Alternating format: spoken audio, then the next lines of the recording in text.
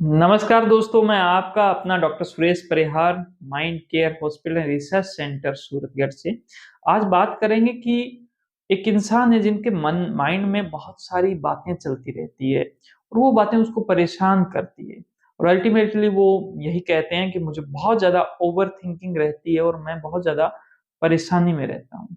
और ऐसा क्यों रहता है? जब इसके बारे में जब बहुत डिटेल में बात की जाती है तो उनको ये लगता है कि सर मैं बहुत ज़्यादा गुस्सैल प्रकार का इंसान हूँ, मुझे कुछ भी बुरा लग जाता है जब कुछ भी चीज़ें इधर से उधर हो जाती हैं। भले मेरे जो दोस्त लोग हैं, वो मुझे बहुत अच्छे लगते थे, लेकिन एक बार किसी दोस्त ने मुझे कुछ बोल दिया, कुछ मुझे कह दिया और वो मुझे हर्ट कर गया और मैंने उसी वक़्त पूरा गुस्सा दिखा दिया और उस गुस्से के बाद में क्या है कि जब भी मैं उससे मिलता हूँ, तो मैं इतना खुल के नहीं मिल पाता। मेरा वो जो रिश्ता है, वो टूट गया और इसी प्रकार से ये जो गुस्सा है मेरा सारे मेरे रिश्ते मेरे तोड़ दिए और सब कुछ मेरा बर्बाद कर दिया। मैं क्या करूँ? दोस्तों यहाँ पर एक बात समझने की है और वो ये समझने की है कि आप आपका गुस्सा ये एक मनोस्थिति है और मनोस्थिति जो है वो कभी भी एक तरीके से नहीं रह सकती। मनोस्थिति जो है वो कभी भी समान नहीं रह सकती। उसके अंदर बदलाव आता है। ये जो बदलाव है, ये किस प्रकार से आता है, कैसे आता है, इस पर मैं पूरी डिटेल में आपको बात करूँगा। वो आप इसके कुछ टाइम बाद में कुछ आपके पास में एक वीडियो आएगी, तब आप उसको बहुत अच्छे से समझना। लेकिन आप इसको इस रूप में समझ सकते हो कि आप किसी इंसान के लिए गुस्सा हुए हो और जैसे कि कोई दूसरा इंसान आपके लिए गुस्सा हो गया क्योंकि आपने उसको गलत बोल दिया। तो आप किसी दूसरे इंसान के लिए गुस्सा हो, क्या उस गुस्से को आपने हमेशा से उसी स्ट्रेंथ से, उसी गुस्से की प्रवृत्ति से उसको मेंटेन किया है? क्या आप एक बार गुस्सा होगे तो आप हमेशा गुस्सा हो रहोगे? क्या ऐसा हुआ है?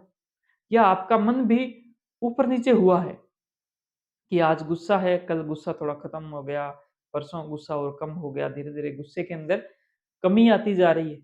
तो अगर आप किसी एक इंसान के साथ हमेशा ही उतने गुस्से के साथ में नहीं रह सकते, तो इसका मतलब ये है कि कोई दूसरा इंसान जो आपकी किसी बात से या किसी तरीके से वो गुस्से में आ गया, तो वो हमेशा गुस्से में रहेगा।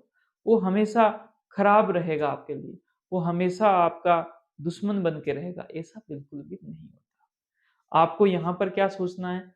आपको यहाँ पर ये सोचना है कि जो दूसरा जो इंसान है, जिसके बारे में मैं ये सोच रहा हूँ कि वो इंसान मेरे से हमेशा गुस्से में रहता है, वो हमेशा मेरे बारे में गलत बोलता है, हमेशा मेरे बारे में गलत सोचता है। आपको इस सोच के आकलन को सही करने की आवश्यकता है। आपको ये आवश्यकता है कि एक इंसान जो है, एक ही स्थिति में, एक ही मनोस्थिति में हमेशा नहीं रह सकता। उसकी मनोस्थिति समय के साथ में बदलती है और उस वक़्त कोई घटना होगी, उस वक़्त जो परिस्थिति थी, उस परिस्थिति की वजह से मुझे गुस्सा आया, उस परिस्थिति की वजह से उनको गुस्सा आया और वो परिस्थितियाँ ही हमें सिखाती है। हम सीखे हैं कि हमें उन परिस्थितियों में अपने आप को और दूसरों को कैसे अच्छा रखना है ताकि हम कम से कम गुस्सा करें। हमें जब गुस्से की आवश्यकता हो, तब हम गुस्सा करें। दोस्तों गुस्सा जो बनाया है, ये प्रकृति की ही देन है, ये आपकी देन नहीं है। ये हमारे किसी काम के लिए बनाया होगा। प्रकृति में जो कुछ भी है, ये जो हवा है, ये आपके लिए जीवनदायिनी है। आपकी जो सनलाइट है, वो जीवनदायिनी है। हर चीज़ आपके जीवन को बढ़ाती है। तो उसी प्रकार से गुस्सा भी किसी उपयोग के लिए है।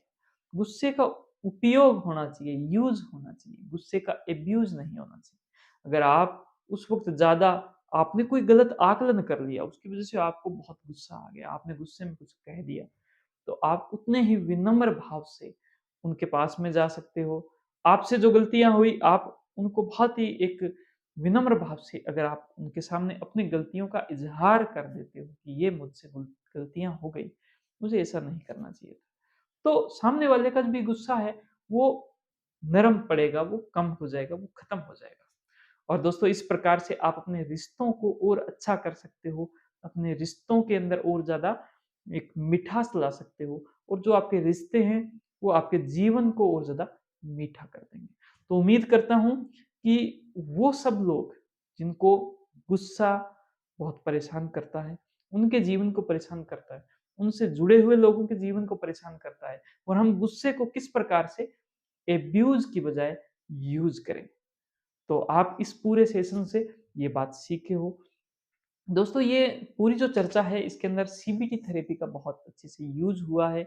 अगर आप सीबीटी थेरेपी को और अच्छे से जानना चाहते हो और अपने माइंड को और ज़्यादा डेवलप करना चाहते हो, तो आप हमारी जो वेबसाइट है माइंड केयर इंडिया के नाम से जो डिजिटल माइंड केयर इंडिया है, उस पर आप जा सकते हो। इसका लिंक इसी वीडियो के साथ में और आप चेक कर सकते हो सीबीटी थेरेपी क्या है और कैसे ये काम करती है। आप इस वीडियो को लाइक कर सकते हो, अपनी बातों को मुझे कमेंट कर सकते हो और शेयर करो इस वीडियो को ज़्यादा से ज़्यादा ताकि औरों तक भी बात पहुँचे जिनको गुस्सा आता है। और हमारे यूट्यूब चैनल को ज़रूर सब्सक्राइब करें। Thank you. जय हिंद, जय भारत।